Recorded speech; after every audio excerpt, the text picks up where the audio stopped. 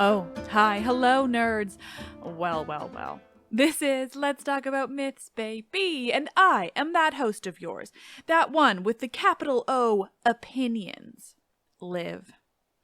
Now, this is an odd introduction to be writing and recording, honestly, because to all of you, well, I was just in your ears a few days ago with new episodes. But to me, well, I haven't written or recorded anything for the podcast in over 2 months, except for that little blip introduction to that last-minute re-air that I had to do. But truly, this is the weirdest feeling and absolutely the longest I've ever gone without creating new content in the entire 5 years of this podcast. It's been a trip, literally, because I've been in Greece. You get it? Have I lost my skill for humor in all of this time without writing episodes? It's possible. Let's see. Obviously, I have been sharing lots about my travels through Greece on my Instagram and Twitter, but I do also hope to do something soon. Something more detailed, not totally sure what yet. Definitely something for my Patreon patrons, and definitely something featuring the loads and loads of pictures that I've taken. But again, no idea what yet. I took about a zillion photos that I will use somehow. But for now, I am just back with a new episode of the podcast. Now, I've been running a survey to help me figure out what kind of new merch to create and generally asking what you all love about the podcast. Full disclosure, I've had some setbacks in the podcasting department lately.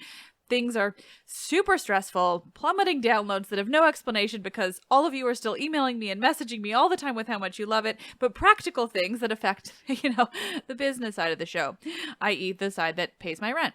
Not stressful at all. But what I learned in that survey is that, unsurprisingly, one of your favorite topics for this show is one of my favorite topics for this show, Theseus. I'm sure I know why. He's a wildly enormous dick, and it is incredibly fun to detail the ways in which he is a wildly enormous dick. It's entertaining and bizarre, and just like, man, how can one guy do so many awful things, right? I mean, honestly, it's impressive. And I've just been in his city, Athens, where a metro station and a neighborhood is named for him, and a statue of him resides there. So what better a time to revisit that so-called hero, that king of Athens, and the parts of his story that I haven't told you yet.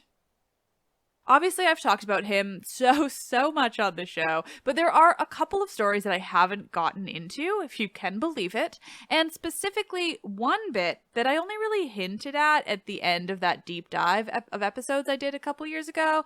The story of him as an actual Athenian politician, the so-called founder of their city, of democracy, and most importantly, the story of his death. Because yes, we do have stories around Theseus's death, and man, is it nothing like the tragic, memorable, ancient Greek tragedy-worthy death of the hero Heracles. That one made for such an incredible podcast series, the CLXXI. Whereas this, it is Theseus after all.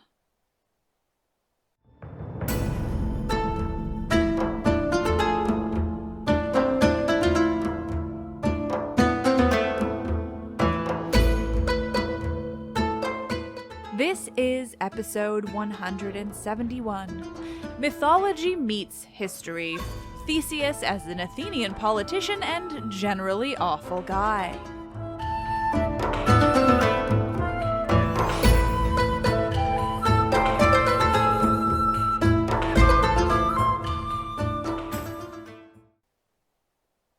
Theseus.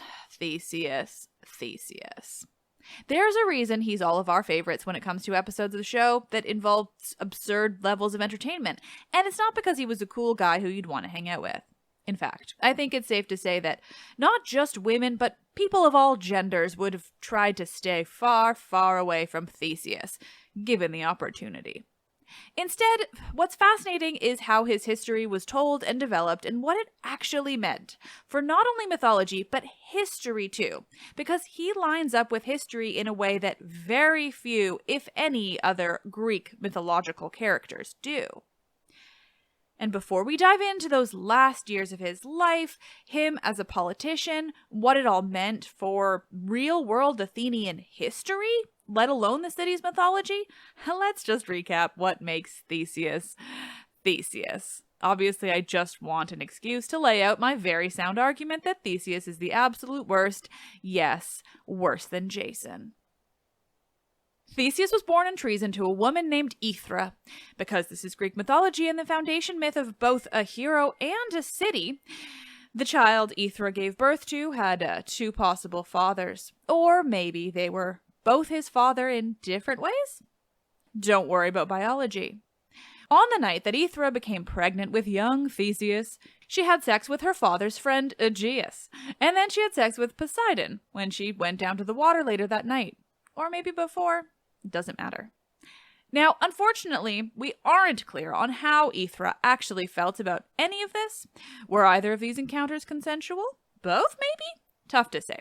I want to say we can safely assume that the Poseidon bit wasn't, because it rarely is with him, and I don't think heading down to the water one evening is necessarily a consent to sex with a god. Regardless of Aethra's thoughts and feelings, though, she did indeed become pregnant and eventually gave birth to Theseus. By that time, Aegeus had already returned home to Attica, where he was the king of an early city of Athens. Aegeus had left with simple instructions. If the child is a boy, and only if he is a boy, let him test himself. Aegeus hid sandals and a sword beneath a heavy stone, and if the boy could lift it and retrieve the items, well, awesome. Then he was welcome to come and see his father in Athens. If not, he can forget about his lineage and live a life of obscurity. Lovely father and son relationship, as always. Of course, Theseus passes the test and he gets these items and he sets off for Athens. And on the road he kills a bunch of Jews we're to believe were terrorizing the path between the two cities, specifically the Isthmus of Corinth, which is a very narrow passage of land that connects the Peloponnesian Peninsula with mainland Greece. A convenient spot for banditry, to be sure. If you want to hear me theorize that actually Theseus is just a serial killer, go ahead and listen to my past episode on that bit of his story. I've linked the series of Theseus in this episode's description because, man, was that series fun.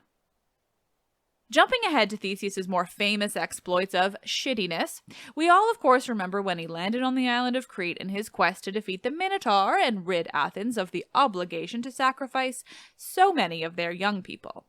But he couldn't defeat the Minotaur himself, couldn't even find the guy in his labyrinth, not without the help of the Princess Ariadne, who not only gave him thread to use to find his way through the labyrinth and back out again, but also probably gave him the weapon that he would use to kill the Minotaur. He would have been nothing without Ariadne. Sound familiar? I'm looking at you, Jason. And so, how did he thank Ariadne? Well, of course he promised to marry her and bring her back to Athens, where she would live with him as his queen. It sounds like a nice promise, right? Ariadne was pretty excited. Her father, Minos, was tyrannical, and she was absolutely psyched to be able to leave Crete for Athens, for a prince that she believed loved her. And, wasn't he handsome? Anyway, instead of following through on that promise, when Theseus and Ariadne landed on the island of Naxos to take a break from their sailing, Ariadne lay down to take a little snooze, and when she fell asleep, Theseus took the opportunity to sail right on out of there, abandoning her on the island to, die, probably. Fortunately, she found a god to marry instead, but that doesn't get Theseus off the hook.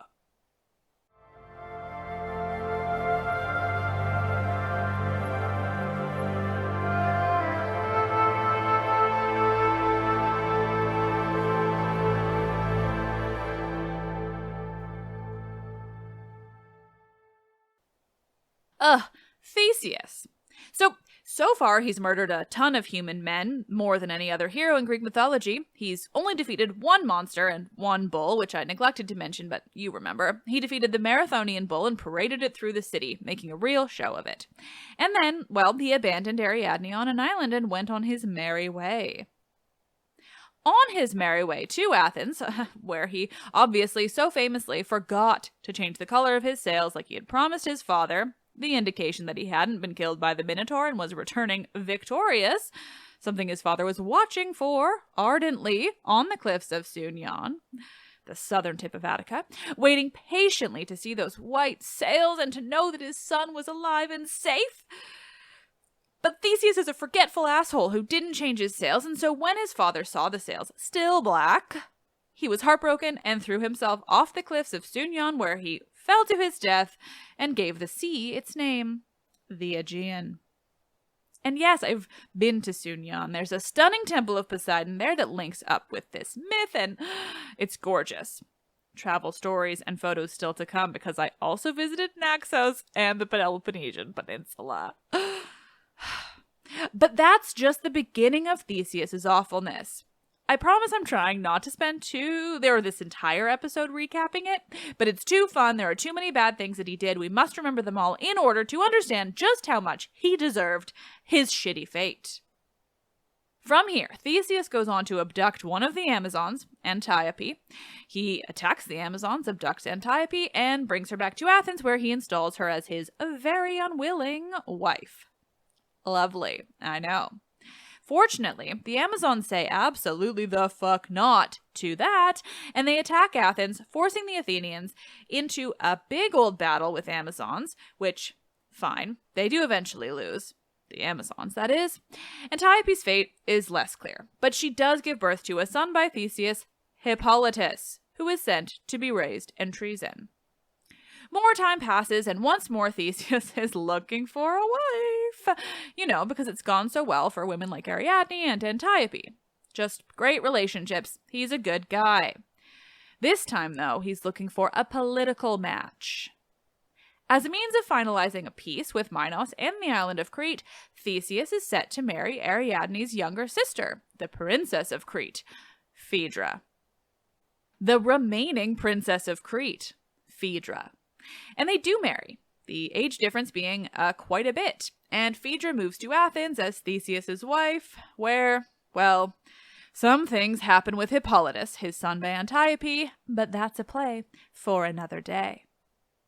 The end result, though, is that Phaedra dies, and once more Theseus is without a wife because he's a mess of a human and an overall awful person. And this is where I'll remind you of his friendship with a man named Pirithous, who is arguably worse even than Theseus. Or maybe just bolder, not worse. Chronologically now, this is all tricky, but according to some, this is the point in Theseus's life where he's reunited with this friend, Pirithous, for a very specific reason.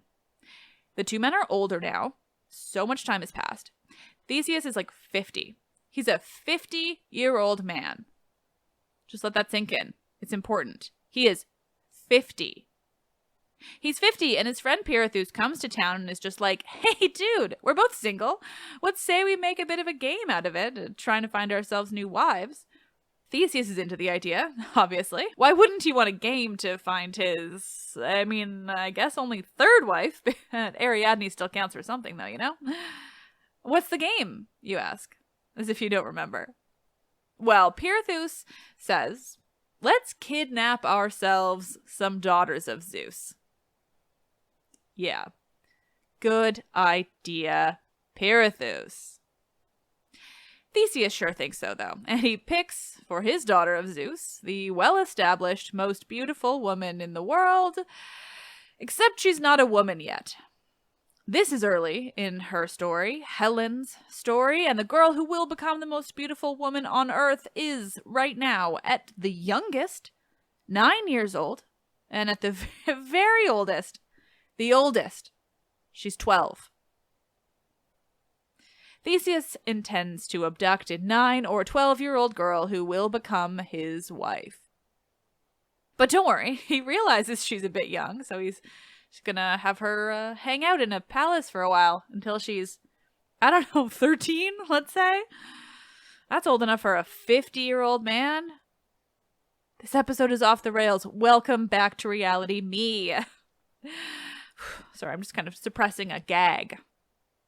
But it's fine. Theseus will find it easy to wait until she's older, because the woman that Pirithous picks to abduct is a bit trickier. He's interested in the daughter of Zeus that just happens to also be, I don't know, the queen of the underworld. The wife of the god of the dead. The dread goddess Persephone. Chill. Totally chill. Perfect idea, Pirithous. That's definitely going to go so well for you. It doesn't, of course, and the two men are found out and captured by the gods of the underworld, forced to sit in stone chairs trapped for eternity. Or at least until Heracles comes around and rescues Theseus from his imprisonment.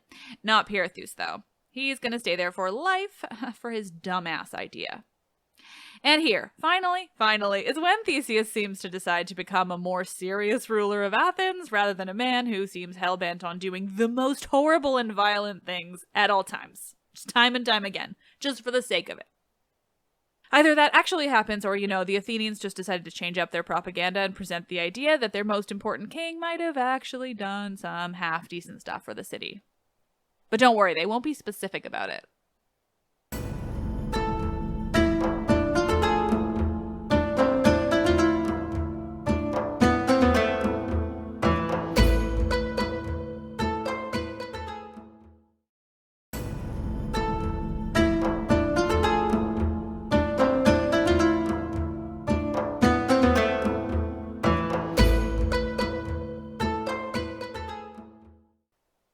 Aside from his endless escapades, I find Theseus to be the most interesting hero because of the role he played in the real world, rather than the mythological one. Theseus is almost unique in this way. It's very in the vein of Aeneas later for the Romans, because he is both an ancient hero and an invention of archaic or even sometimes classical Athens as an attempt to solidify the Athenians as this most important city-state in the Greek world. Theseus appears briefly in Homer, apparently. I needed to double check that, and I didn't. But not in a way that suggests his stories predate Homer, just his name and a couple of anecdotes, specifically relating to Pirithous, which suggests it's Pirithous who might be more ancient. Instead, much of Theseus' story is developed in Athens, not always as intentional propaganda, but more so out of a desire for this newer city to establish itself in the hierarchy of mythology.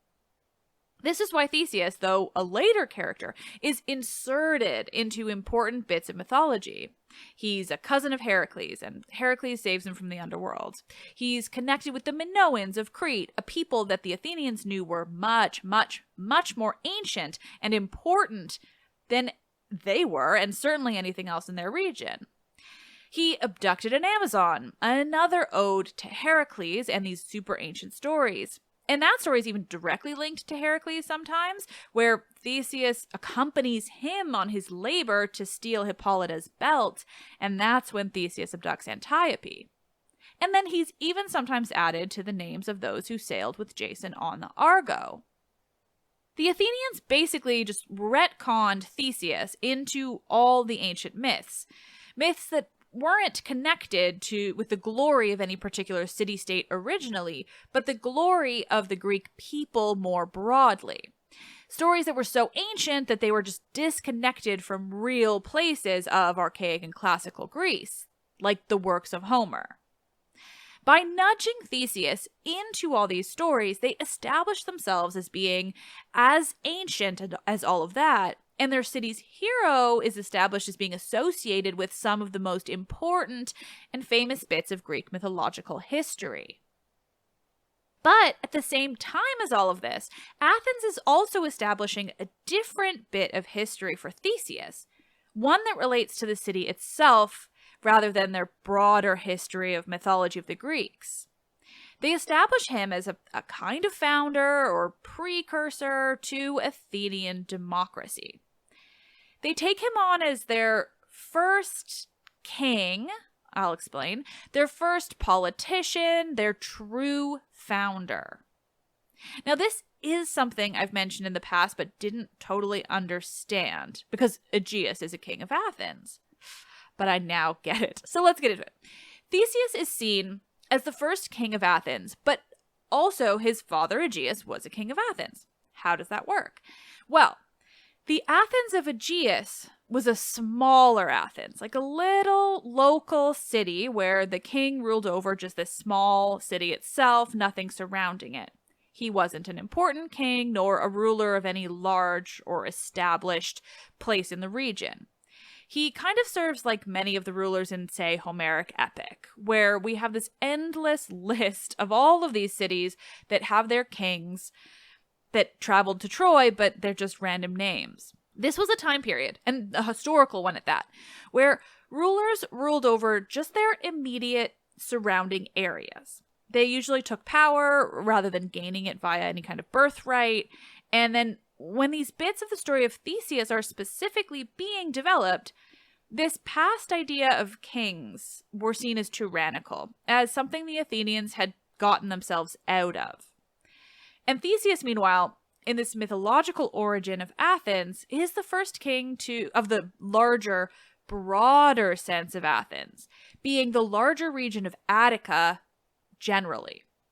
Theseus is said to have abolished smaller local governments, kings, rulers of the various little regions surrounding Athens and Attica, and established them under his sort of overarching rule from the center in Athens.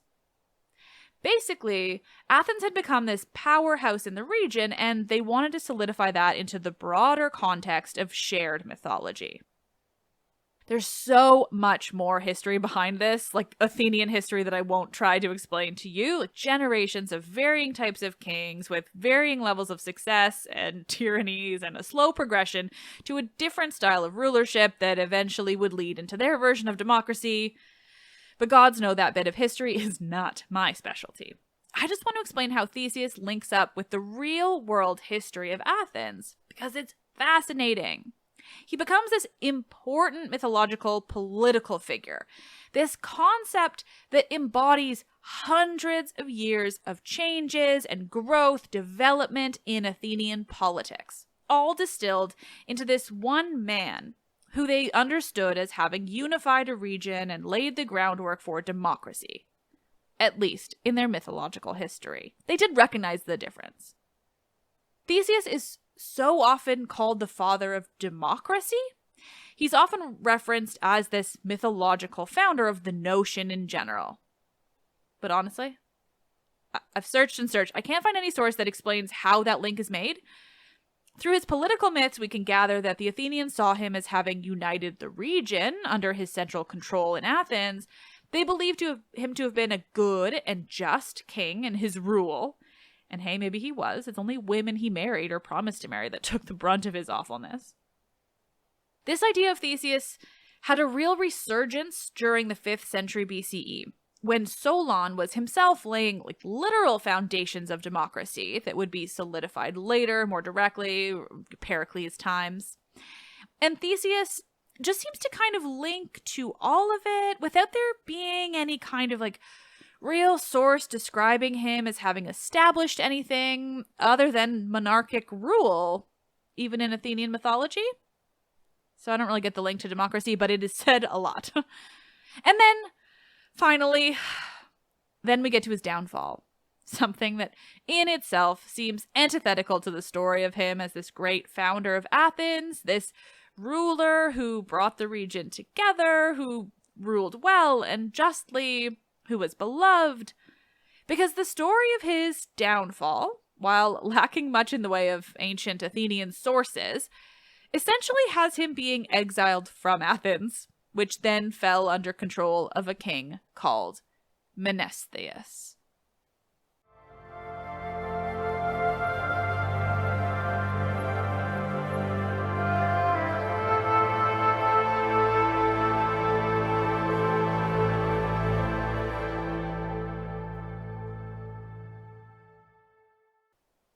So, Theseus was, later in his life, exiled from Athens.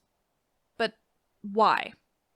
Well, once again, we get to talk about how most of Theseus's actions are objectively bad, no matter how heroic he is seen to have been or how great a founder he was for Athens, because the reason that Theseus is eventually exiled is because of the ramifications of two of his poorer decisions. The time he abducted Antiope and the time he abducted Helen. It's almost like if he hadn't gone around abducting women with abandon, then maybe he would have actually founded democracy. Or, not been exiled by the city he fucking founded and was revered for. It's almost like abducting women and very, very young girls was bad even in the context of Greek myth. Just don't tell the angry men who like to give me 1-star reviews. That'll really throw a wrench in their arguments. So, you see, when Theseus first abducted Antiope, like I mentioned, the Amazons waged a war against Athens. It's one of their most famous wars, depicted in the frieze on the Parthenon and in enough pieces of art to rival Heracles himself. The battle between Athens and the Amazons, the Amazonomachy, was big fucking news.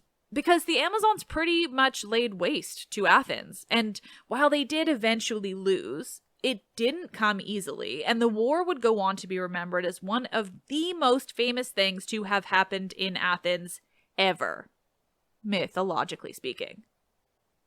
And as much as it was eventually a win for Athens, it didn't make Theseus look very good. They wouldn't have had to contend with the Amazons, the most incredible and dangerous warriors of the ancient world, if Theseus hadn't kidnapped one of them on a whim.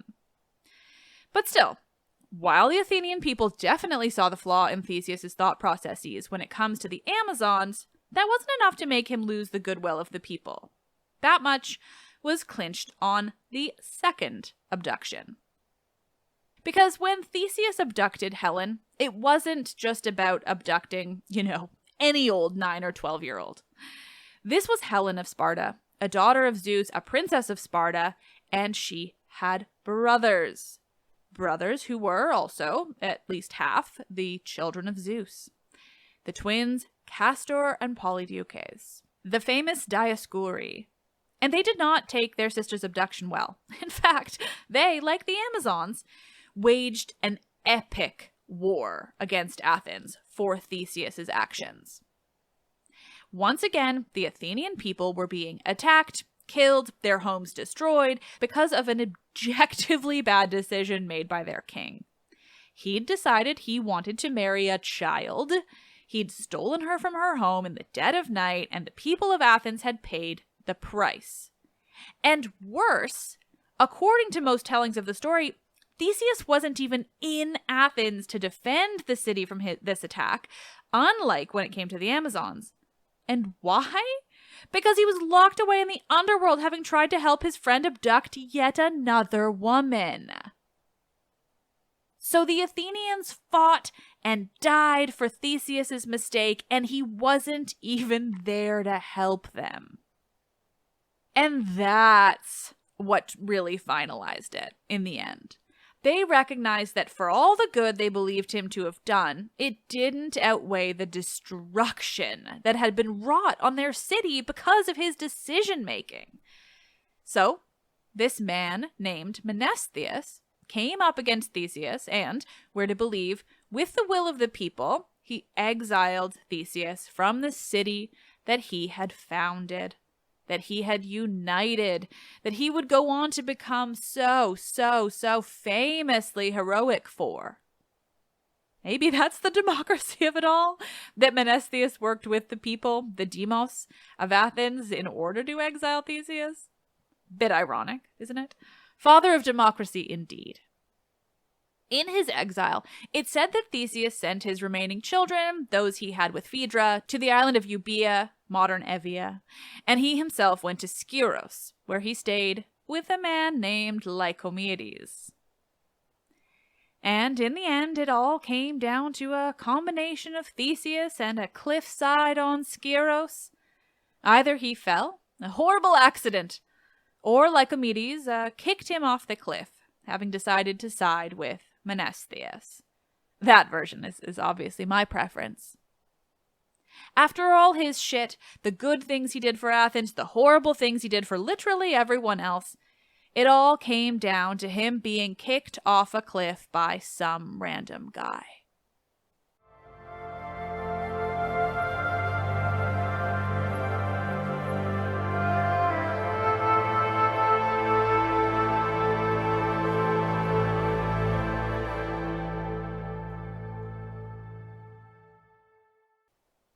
Piecing together the last bits of Theseus' story is fascinating and has lots of fascinating connections to the history of Athens and Homeric epic, too. For instance, where did Menestheus come in? Theseus' end, his exile at the hands of Menestheus, feels a bit tacked on. And it's very possible that that's exactly what it is. See, in the Iliad, Athens is only mentioned once in passing in the catalogue of ships.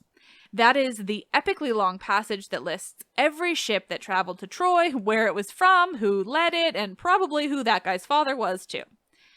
Athens, you see, was led by Menestheus.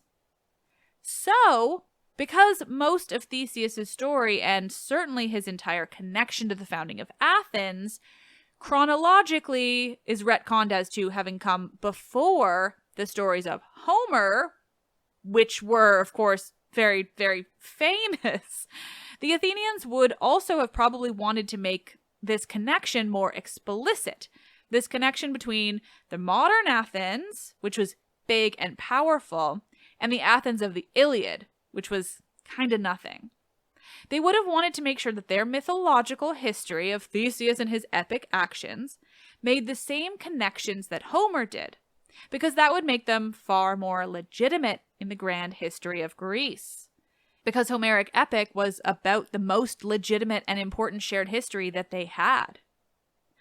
So, we get this inclusion of Menestheus and this explanation for why he was leading Athens after Theseus. Because, of course, again, since Helen was said to have been 9 or 12 when Theseus abducted her, that means the Trojan War is probably about a decade or so in the future. Hence, this need for Menestheus. It's this way of making sure that Theseus is thought to have been just as important as at the time of Homeric epic, even though he's not in it. He is maybe mentioned, but he's not linked to Athens in that. He's just some guy. Whereas later, hundreds of years later, they want to establish him as this incredibly important figure, which inherently, in order for you to be incredibly important in the realm of Greek mythology, you have to have ties to the Iliad or the Odyssey. You have to have ties to Homer. I find these bits so fascinating. I really hope you all do too. This is what I live for. These ways that we can literally see the thought processes behind establishing the myth. The way they explain something, either historical or mythological. The way we can connect to the stories, connect them to the very real people living in the regions that were telling the stories. Fucking love it. This is what I identify with most in these works. Not so much the narrative of the story themselves, but understanding how it came to be and why. And guess what? I'm not even done with the history yet. Because, well, Theseus, for all his faults and his exile, was, as I have said countless times already, an incredibly important pseudo-historical figure for ancient Athens.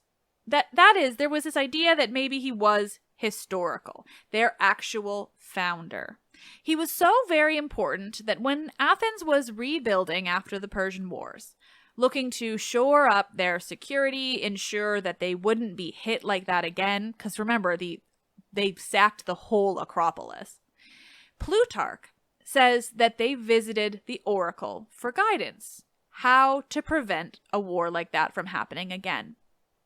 Now, this is recounted in Plutarch, so it's very late, as he was from the Roman period, but it does give us some insights into the understanding of Theseus as a founder by the people of the very real and not mythological Athens. I'm going to finish this episode by just quoting this bit from Plutarch, the final passage of his Life of Theseus. And after the Median Wars, in the archonship of Phaedo, when the Athenians were consulting the oracle at Delphi, they were told by the Pythian priestess to take up the bones of Theseus, give them honorable burial at Athens, and guard them there. But it was difficult to find the grave and take up the bones because of the inhospitable and savage nature of the Dolopians, who then inhabited the island.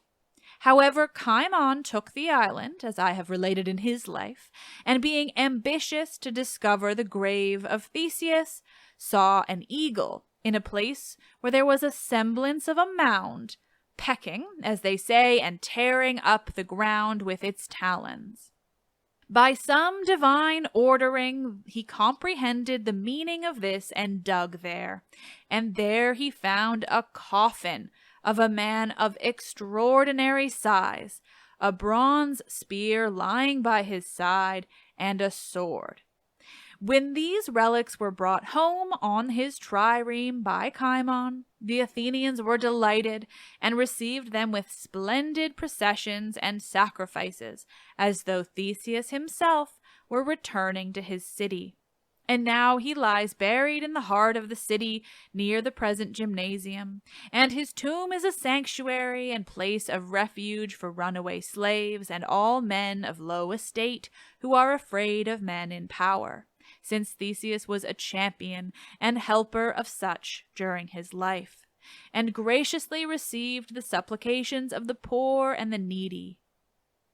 Isn't that incredible? That's a historical account, or said to be historical. That they found his body, his bones, and that they were gigantic. So in the end, what was Theseus to the Athenians? He was their hero, their founder, the person they saw as helpful towards the less fortunate, those lacking in power. And yet he was exiled for causing destruction upon the city. He died a lowly, embarrassing death away from Athens. Or did that notion come later? If it did, if he wasn't seen as being exiled in the most heroic and important stories of Athens, then how did they account for him being buried on Skyros? Theseus, for all his faults and very, very bad and violent decisions, is an enigma in the most interesting way. What was he to ancient Athens? And what was he not? Did they judge his decisions, or did they see him only as their hero founder? He may have been an absolutely dangerous shithead, but at least he's left us with some incredibly entertaining stories and fascinatingly open-ended questions.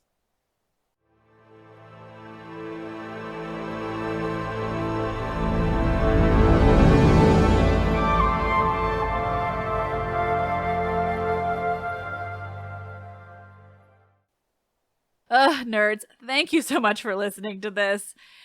I know I got into the weeds. I do love the history and the way it all connects to so many different things. What a rambly first episode back from my epic trip to Greece. I'll admit I chose Theseus for today's episode because I wanted to ease myself back into writing scripts with a character that I'm always keen to talk about, and one that you all seem to love hearing about.